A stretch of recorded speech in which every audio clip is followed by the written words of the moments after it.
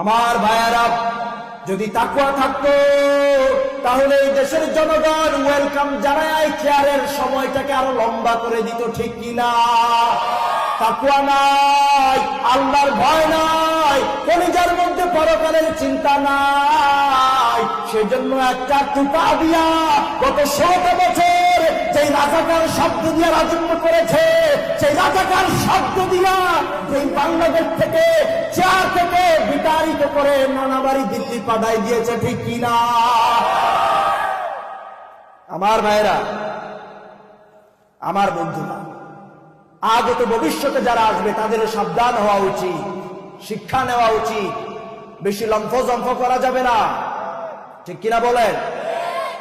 কেউ 5 তারিখের আগে ভাবেও নাই এইভাবে উড়াল দেওয়া লাগবে, ঠিক কিনা বলেন?